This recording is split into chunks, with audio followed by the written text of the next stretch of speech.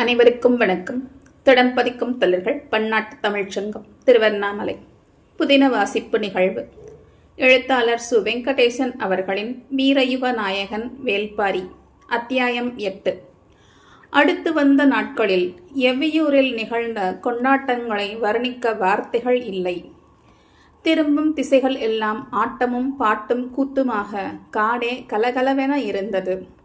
கபிலரின் வரவு பெரும் விழாவானது.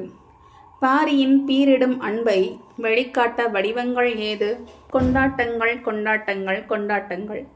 கபிலரை தோளிலே சுமந்து வந்தான் பாரி என்ற செய்தி நாடு எங்கும் பரவியது.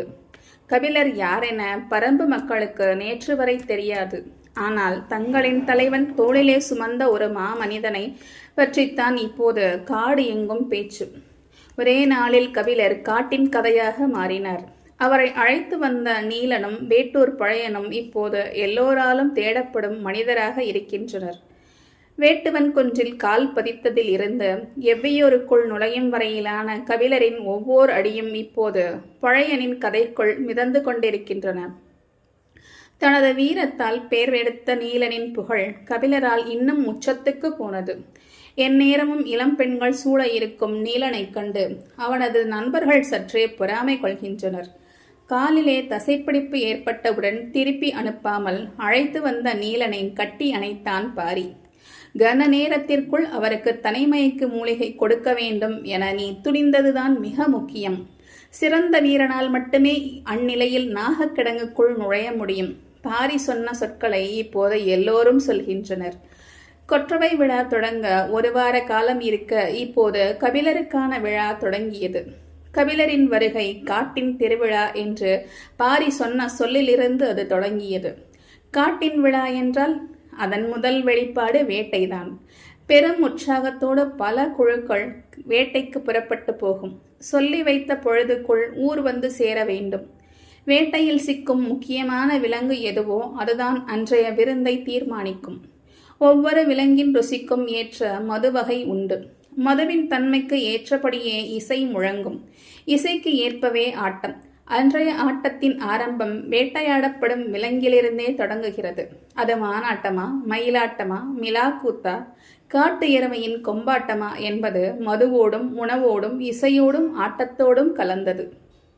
மான் கறிக்கு ஈச்சங்கள் எடுபடாது. பறவைகளின் கறிக்கு தென்னங்கள் பொருந்தாது. ஈனா கிடாரிக்கு 3ஆம் நாள் பணங்கள்தான் சிறந்தது. அத்தி மதுவுக்கும் 60ஆம் கோழியின் கறிக்கும் ஈடு இவ்வுலகில் கிடையாது.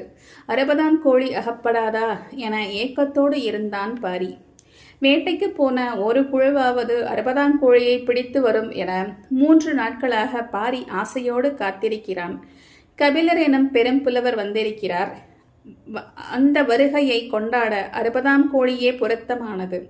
பாரியின் ஆசை இன்றாவது நிறைவேற வேண்டுமென எவ்வியூரில் இருக்கும் ஒவ்வொருவரும் ஆசைப்படுகின்றனர்.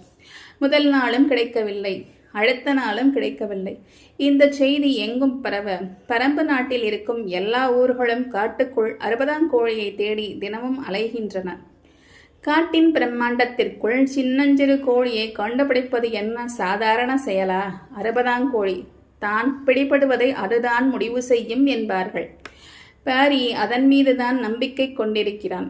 எனக்காகவா கேட்கிறேன், கபிலருக்காக அது இந்நேரம் வந்து அகப்பட்டிருக்க வேண்டாமா என்று எல்லோரிடமும் சொல்லிக் கொண்டிருக்கிறான். ஒரு குழந்தையைப் போல அடம்பிடிக்கும் பாரியின் ஆசையை நிறைவேற்ற ஒவ்வொருவரும் துடியாக துடிக்கின்றனர். இந்நேரம் 1000 யானைகளை கூட ஓட்டி வந்திருக்கலாம். ஆனால் காட்டுக்குள் கோழி பிடிப்பது எளிதான செயலாம். இது பாரிக்கு ஏன் புரியவில்லை? பச்சிலம் பிள்ளையைப் போல அடம்பிடிக்கிறானே என்று புலம்பியபடியே காட்டின் இந்த இடக்கு எல்லாம் நுழைந்து தேடுகின்றனர் பரம்பு மக்கள்.